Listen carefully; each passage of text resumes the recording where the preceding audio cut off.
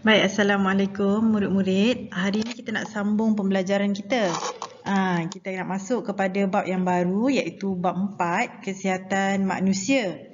Baik, jadi kita dah habis dalam bab nutrisi. Bab ini kita akan bincangkan tentang jenis-jenis penyakit yang berjangkit dan tidak berjangkit dahulu. Okay? Jadi kita pergi satu persatu. Dalam topik ni, para pelajar awak kena bezakan jenis penyakit yang boleh berjangkit dan jenis penyakit yang tidak akan berjangkit kepada orang lain. Okey, contohnya kat sini kita ada dua jenis. Kita pergi satu, penyakit berjangkit. Okey, dalam penyakit berjangkit ini, penyakit ni dia boleh dipindahkan daripada seorang pesakit kepada orang lain. Okey, contohnya penyakit denggi, malaria, COVID-19, selsema, tuberkulosis, ini adalah batuk kering ataupun nama singkatannya kita panggil TB. Okey, seterusnya adalah penyakit yang tak berjangkit ini. Okey, penyakit tidak berjangkit ini biasa didengari namanya, tetapi kita kadang-kadang yang tak tahu sama ada dia boleh berjangkit atau tidak boleh. Jadi penyakit yang tidak berjangkit ini dia takkan pindahkan penyakit itu daripada seorang pesakit kepada orang lain. Okey, contoh penyakit ni adalah darah tinggi, kencing manis, okey, kemudian penyakit kanser dan juga asma, penyakit berkaitan dengan genetik, okay, yang diturunkan dari dalam bentuk daripada keturunan lah. Okay. Baik, seterusnya penyakit ini yang berjangkit dia boleh disebarkan melalui 4 cara. Okey, yang kita nak belajar iaitu penyakit yang boleh disebarkan melalui sentuhan. Okey, yang mana kalau awak sentuh kawan awak yang berpenyakit itu, awak pun akan dijangkiti penyakit yang sama. Okey, contoh lain penyakit yang boleh disebarkan melalui bawaan air, okey, melalui air. Okey, air minuman, air paip, okey. Jadi seterusnya adalah penyakit bawaan udara. Penyakit bawaan udara ni macam dalam gambar ni lah. Okey, penyebaran secara melalui udara. Okey, dan satu lagi yang terakhir adalah melalui vektor. Okey, vektor ni apa? Kita akan tengok satu persatu nanti ya.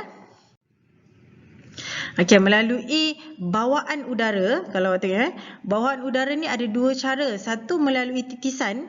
Titisan ni contohnya macam dalam gambar di sini, seorang tu bersin. Bila kita bersin, kita akan mengeluarkan titisan wap air.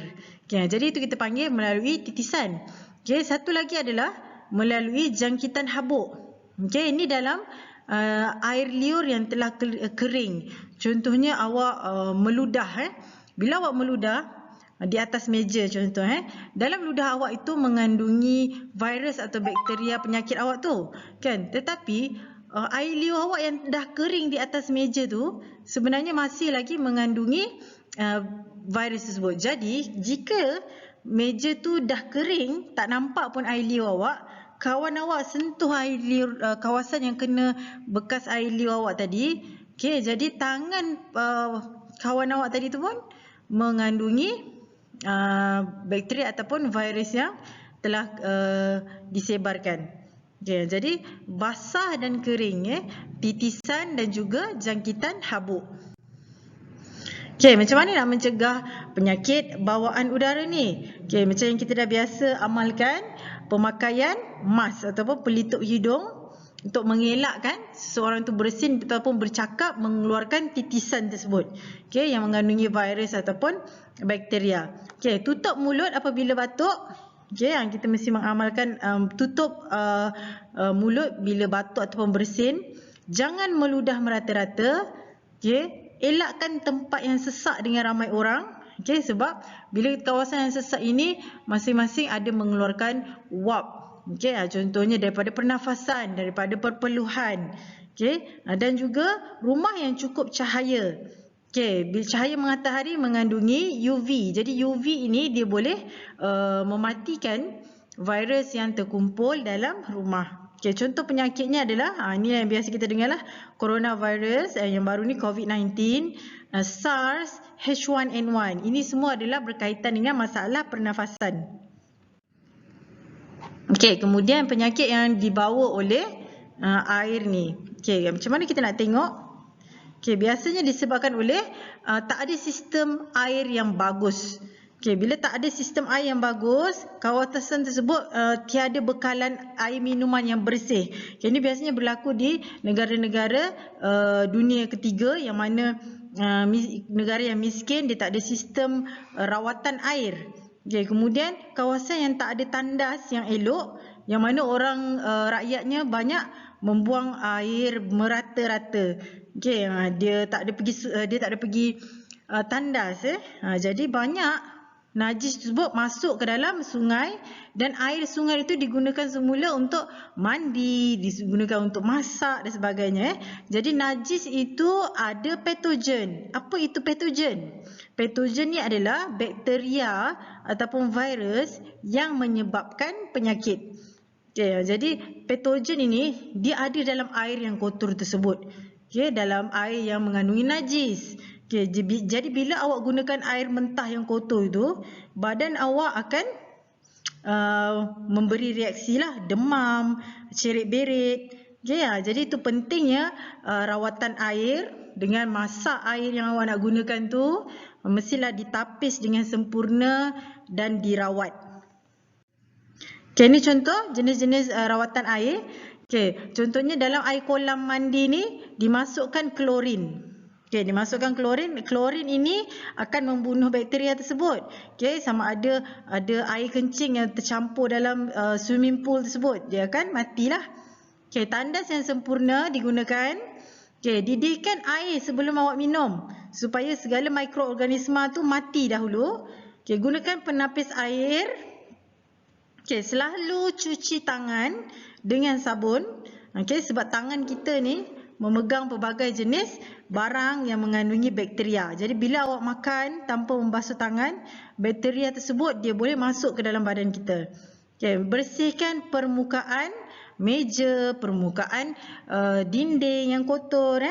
Jadi contoh penyakitnya yang dibawa oleh air ini adalah kolera, taun, demam kepialu. Kebiasaannya adalah penyakit ini membawa kepada cerit-berit yang teruk. Okey, seterusnya kita tengok melalui sentuhan. Okey, melalui sentuhan, penyakit yang berjangkit apabila kita bersentuhan dengan pesakit tersebut. Sama ada sentuhan melalui kulit ataupun sentuhan semasa hubungan seks.